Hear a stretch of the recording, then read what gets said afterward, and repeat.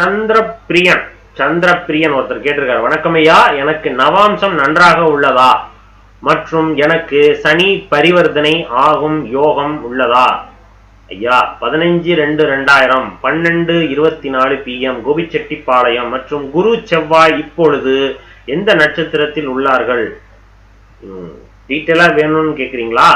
தெரிஞ்சு வச்சுக்கணும்னு நினைக்கிறீங்களா? இல்ல அதனால ஏதேனும் பாதிப்பு இருக்குன்னு கேக்குறீங்களா? எதற்காக அந்த கேள்வி?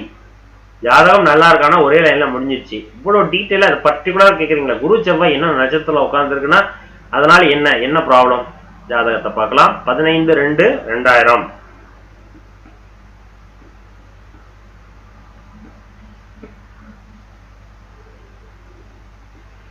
15/2/2000 12:24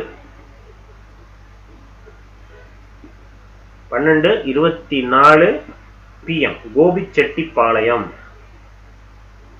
ஓகே, ரிஷப லக்னம், மிதுன ராசி அண்ட் மிருக சிரீஷம் 3ஆம் பாதம். இப்ப நடக்கும் திசை குரு திசை போகுது. குரு திசையில குரு புத்தி முடிஞ்சு சனி புத்தி, இதுவும் நவம்பர் 30ஆம் தேதி வரைக்கும் போகுது. குரு தசை சனி புத்தி. என்ன கேட்டீங்க? செவ்வாய் குரு என்ன நட்சத்திரத்தில் உட்கார்ந்து நிக்குது? இங்க செவ்வாயும் குருவும் பரிவர்த்தனை. வேற என்ன? சனி பரிவர்த்தனை ஆகும் யோகம் உண்டா அப்படின்ட்டு. இங்க சனி செவ்வாய் இல்லையே, குருவும் செவ்வாயும் தான் பரிவர்த்தனை. சரிங்களா? என்ன நட்சத்திரத்துல உட்கார்ந்து நிக்குது? குரு அஸ்வினியில உட்கார்ந்துருக்கார், செவ்வாய் உத்திரட்டாதியில உட்கார்ந்துருக்கார், சனியினுடைய நட்சத்திரத்துல உட்கார்ந்து. சரிங்களா? ஜாதகம் யோக ஜாதகமா? இதுதான் விஷயம். லக்னாதிபதி 7, 8, 9, சுக்கிரன் 2, கேது 8, சந்திர அதியோகம். Yes, super. அடுத்தது லக்னாதிபதி ஓகே, 10ல சூரியன் புதன். ஜாதகம் நல்ல ஜாதகம் தான் சார். இப்ப நடக்கிற திசை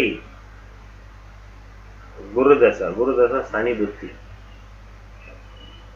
ஜாதகம் நல்ல ஜாதகம் தான், பயப்படாதீங்க.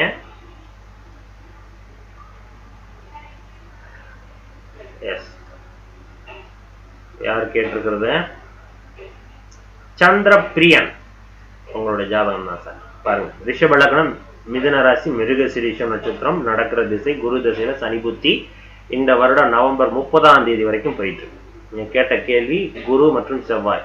குரு உங்களுக்கு அஸ்வினி நட்சத்திரத்துல உட்கார்ந்து நிக்குது, செவ்வாய் உத்திரட்டாதி நட்சத்திரத்துல உட்கார்ந்து இருக்கு. ஸோ உத்திரட்டாதி சனியினுடைய நட்சத்திரம். ஓகேவா? இந்த ஜாதகத்துல குரு 11ஆம் பாவகத்தோடு தொடர்பு. ஸோ 11ஆம் பாவகத்தோடு தான் பரிவர்த்தனையாகி பலமா நிக்குது. ஸோ பெருசா கெடுதல் வேணாம். என்னதான் இருந்தாலும் 8ஆம் இடத்தோட ஆதிபத்தியத்தை கொஞ்சம் கொடுத்தாலும் 8ஆம் இடத்திற்கு சந்திரனுடைய பார்வை இருக்குது, அது ஒரு நன்மை. ஸோ அப்ப என்ன ஆகும்? கெடுதல் குறைஞ்சிடும். 8ஆம் இடத்தின் அதிபதியினுடைய திசையில் 8ஆம் பாவகம் சுபத்துவமாக இருந்துச்சுன்னா பெருசா நஷ்டம், பெருசா கெடுதல் கிடையாது அப்படின்னு எடுத்துக்கணும். ஓகேவா? இங்க சனி புத்தி போகுது.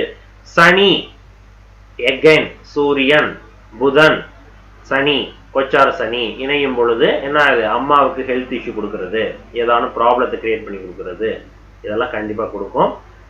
ஸ்டடீஸ் ரிலேட்டடா பார்க்கணும், அல்லது குடும்பம் பொருளாதாரம் ரிலேட்டடான விஷயத்துல பாத்தீங்கன்னா செலவுகள் அதிகமாயிட்டே இருக்கும், வருமானம் குறையக்கூடிய காலகட்டம் அப்படின்னு சொல்லலாம். சரிங்களா? இல்ல ஜாப் தேடுறேன், இல்ல இந்த மாதிரி அமைப்பு இருந்தீங்கன்னா குறைவான சேலரி, குறைவான ரொம்ப டவுன் டெப்த்னு சொல்லல, நீங்க எக்ஸ்பெக்ட் பண்ணதை விட குறைவான அமைப்பு, இதெல்லாம் கொடுக்கும். அதுதான் இன்னைக்கு காலகட்டம். ஸோ பயப்பட வேணாம். சனி புத்தி அடுத்ததுக்கு அப்புறம் புதன் புத்தி சூப்பரா வேலை செஞ்சிடும், கவலைப்படாதீங்க. சரிங்களா? இங்க லக்னாதிபதி வீக்கா இருக்காருன்னு நினைக்காமனா, லக்னாதிபதி 9ஆம் பாவத்துல உட்கார்ந்து இருக்கிறது ஒரு நன்மை. இங்க கேதுவோட இணைந்து நிக்கிற, நல்லவோட ராகுவோட இல்ல, அப்படியே 5 டிகிரில இணைஞ்சாலும் சந்திர அதியோகம் இங்க மேஜர் ரோல் பண்ணுது. ஸோ அதனால சந்திர அதியோகத்தினால லக்னாதிபதி பலமா நிக்கிற நல்ல ஜாதகம். சரிங்களா? ஸோ பயப்பட வேணாம். குரு திசை பெருசா இல்லைனாலும் ஓரளவுக்கு ஓகே. இதுக்கு அடுத்த இருக்கக்கூடிய சனி திசை சூப்பரா இருக்கும். சரிங்களா? ரைட், நன்றி.